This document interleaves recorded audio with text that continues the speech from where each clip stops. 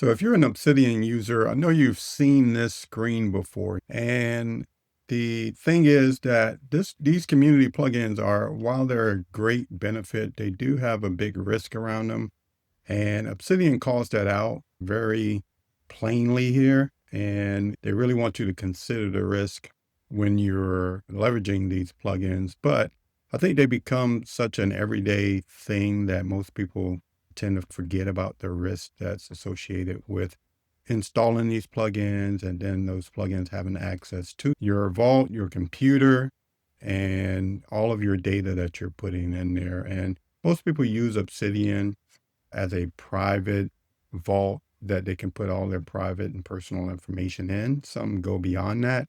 But beyond this, we can see they have some initial code reviews. All the plugins that they do have in their community are open source. So they're available on GitHub publicly. You can get to them and you can analyze them and look at them yourself. There are peer audits that are out there, and you can report any issues or concerns with faulty plugins that are out there. So while the community is open and most people are not malicious when they're creating these plugins and putting them out there, it really only takes one bad thing to happen for your entire vault, potentially your entire computer, to become compromised. And while they're upfront about the risk, there's no real easy way to go about analyzing the plugin to figure out just how much risk is associated with it beyond just the fact of it having access to your entire vault. So I decided to create something, and hopefully it's useful to people out there. It is free to access, and I'm going to do a demonstration of the solution and show you how you can get access to it and basically what you can do with it. So let's go ahead and move the Obsidian piece out of the way. So this is the website, and I'm going to dig into the application of it and what it does here in a minute. But I have two sides open here, the dark and light themed, which kind of shows that they're two separate logins. And I did this just because the way I've set it up here is that there's a free plan, and by default, anyone can log in using your email and your password. And then what you do is you get access to be able to run security audits on the different plugins. Now I'll go into those a little bit here, but I just want to show that the reason why I have two pages open here is that there is a free tier that I have here, and the free tier gets you the 5 audits per day, which I think is reasonable. And you do get the full audit reports, you get the scores, you get everything. There's really nothing that is limited from the report side that I have set up. There are versions that when I go deeper into this, you'll see that there is some versioning also there. So every audit is for a particular plugin and a particular version of the plugin. And then you have access to all of that. And then you can also read any comments that anyone who has decided to pay this one-time cost of $5.99 to get extra audits per day and also be able to post comments and reply to comments. The free tier gets to read those, but you do not get to post and reply to any of the comments. There is obviously costs associated with running this solution, not to mention the time that was put into this, but it is a one-time cost, which I think is fair. And it is basically you pay for it once and you get access to this here for forever. So really the only difference is you'll get 5 extra audits per day, and you'll also be able to get to post in the community and reply to different comments. So let's go ahead into the product and let me show you how this actually works. I do have some other pages on here that I'd like you to walk through before you either sign in and log in. If you want to get more information about how it works, you can go to the How It Works page. It breaks down how the audit is being done and the criteria that I'm using to score the different areas of quote unquote the security audit that is here. And then I go through also, I have one side where I go through why I even built this. Okay, so the first place to start is going to be on the dashboard. So we have the dashboard on over there and here. We can see how it is. This is the original color scheme that I have. I may tweak and change this, but typically I'm in the dark mode if I'm using this. Before, when I originally created this was more of a script, and I just leveraged AI to do the entire analysis, and it was all manual. This here lets it do it a little bit more automated. You still have to manually come in here and click to do a report, but behind the scenes, it will clone the GitHub repo, analyze the actual code base, and then basically just spit you out a report based on the criteria that I mentioned before. There's also a process too here because these plugins get updated. Some of them on a regular basis, some of them they're very old. They haven't been updated in years, which is another concern. But beyond that, if the plugin does get updated, I want to have the ability to rescan it because the developer of the plugin may have fixed some of the issues, and this helps. If they fix something, it'll update the current security audit report that gets generated, but the historical ones will still be there so you can see if it's getting worse or if it's actually getting better as they do more updates to the plugin. Now we can see here that there's one that shows that there is a new version of the plugin that has been released since the last report or security audit that was done here. And it also gives you the option to go in and rerun that audit. So if I click into this one here, this is the general layout of what the security audit looks like. And you can see here at the bottom that there are some comments that I put in as tests. So if I come in and I do this from this other user, we can see that there is the same report. I just have it in the different color scheme or theme. And at the bottom, if we go down to the bottom, really the only big difference is going to be that you'll see that the commenting is a pro feature. And to unlock this, you'll just have to pay the fee to get the pro. And then you'll be able to collaborate in the discussions that are being created around these reports. So since that's the only real thing that different between these, I'm going to go ahead and I'm going to close out the one, and I'm going to open up the other report and we'll get a bigger screen here. Now let's start at the top and work our way down. At the top of here, we can see that there's an audit history. So there is a drop down that will show you if there are previous versions of the security report, they will show in here. I'll run this and I'll run the update. So this is kind of a good one. And we'll be able to see that in the drop down, it'll show both versions. It also tells you up here when the audit was created and the time as well. We can see the plugin name, its version. There's a link to the GitHub repo. And at the top here, you get the critical issues that were found. If there were any, it will show the number of those. As mentioned previously, if there is an update to the plugin, you will see this message to rerun the audit for that new version that is out there.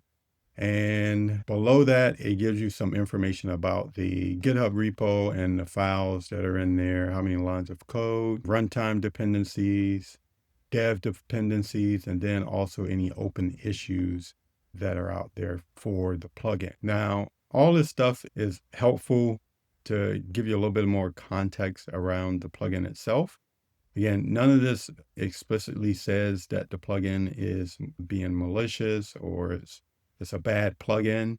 We're just giving you the information here for you to make your own decision. Now, it does give a verdict and then a summary of that verdict. So you can read through that there yourself and you can figure out, are the things that are listed in here risky enough for you to stop using the plugin, or if you basically are going to accept the risk and you're okay with it. Now, below the summary, it does break down into different areas and it gives you a little bit more detail on what its findings were. If it found anything that it felt was critical or kind of more of a warning, those will be shown. If it found multiple of those, it will aggregate those and you are able to go into the details. So if I click on the details there, it breaks down what the error is and then explains the what this error is all about. So it goes into what this risk means, the impact on your vault, and then how to investigate. So if you want to go further, if we go back, all of them give you that ability to click in, except the informational stuff. So you can see here the things that are more informational will not have the details link that you can go into. You also saw that at the bottom of the detail for this particular issue that is logged here, you can leave comments if you are a pro user. If you have paid for the pro license, then you can leave a comment. And below these different areas, you have a methodology down here that's shown. At the bottom is an area for discussion to be had for those users who have access to leave comments and discuss. So I really hope that this builds itself out to be a platform or a solution where many in the community come in and discuss some of the issues and findings that are being shown. And then maybe this is something that'll help drive either the plugin developer to remediate some of these findings if they can be, or maybe some of this stuff can be aggregated across all the plugins, and maybe something for the Obsidian dev team can see as informational for maybe enhancing the security posture of Obsidian, the application itself, and how plugins are given access to the vault and to the personal computer that Obsidian and these community plugins are being installed on. So outside of the report, let's go ahead and do an audit. It will go ahead and run the report. This could take a few seconds to a few minutes. And you can leave this page. If you went to the dashboard, it will show on the dashboard that it is running. And then it'll automatically refresh when the plugin audit is done, as we can see it just did here. And we can go into this report and we can see now the new version is here. And if we go to the drop down, we may have to do a refresh here. Go to the refresh, yeah. And we can see that there's both versions are here. The score is still the same. I don't think there was really any big changes from one version to the next. All right, so other parts of the app, if we go into the stats, we can get some stats around how many audits have been done, the plugins, the number of plugins that have been audited, because you could have more audits because you have different versions of plugins, comments that have been posted, and then any votes that have been cast on any of the comments that have been made. You do get a top 5 for plugins that have discussions around them or comments. You get a top 5 for the plugins that are audited the most. And we can see here, and this is mostly just test information, just me in here. But you can see at Skeledraw, I did 4 audits on this particular plugin multiple times because of the updates that have been coming out for that one. And then on the other ones, you can see it's been 1 each for those. If you can also come in here and you can see which users are the most active within the community here. And this shows the number of audits, comments, votes, and then total those up.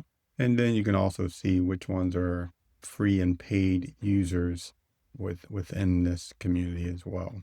All right, so that's pretty much it for the capabilities or the features that are built into this solution. Most of the meat and potatoes is going to be on the dashboard side of things here, where you're looking at the plugins. You can come in here, you can search for a plugin just by typing in the name of the plugin. If you want to drill in, you can also filter. So you can see you can see them by score, medium, low, and high. And then we can also do any filtering or sorting by the most downloaded, the ones with the highest score, the ones with the most comments on them, the recently updated ones, and then from A to Z. You can look at them in a list view or in the card view shown right here. If you scroll down, it gives you a limited number there, and you can just click if you want to see load more of the cards into the view as you're scrolling through. But that is pretty much it for the solution and what it provides. I think it's a nice quick way to get a report on what's going on, then dig into some of the findings and see if these things are of any concern to you and whether you find these things too risky to install the app or keep the plugin installed on your computer. As I mentioned before, this does not guarantee. This risk score is based off criteria that I've put together here, which you can see in how this works. But these plugins are inherently risky. Even if I had a score in here of 100, that just means that there are really no things that are out of the ordinary that add any additional risk over the fact that the plugin already has access to your entire vault. Some of the things that are listed in here highlight where the plugin might have access to stuff outside of the vault. Some of them have things that they're going to a website externally. Maybe it has the ability to reach outside of the vault into another directory on your computer. And there could be some legitimate reasons on why they're being flagged as issues here.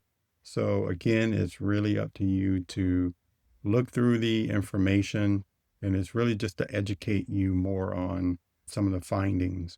But the tool that's being put here is really just to give you the information to make your own decision on how to move forward with the leveraging Obsidian and the plugin.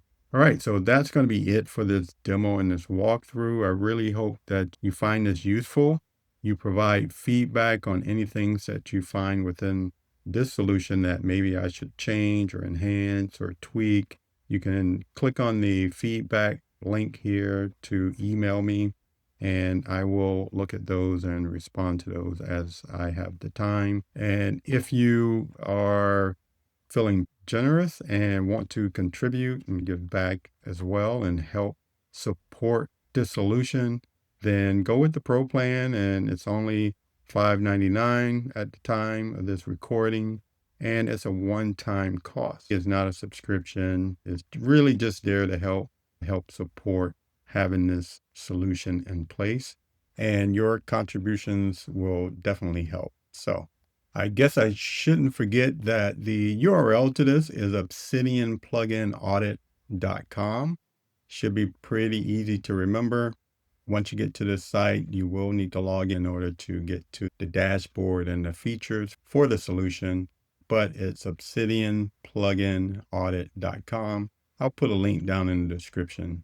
All right, so that's going to be it. If you like the content on this channel, don't forget to subscribe. And until the next time, have a nice day.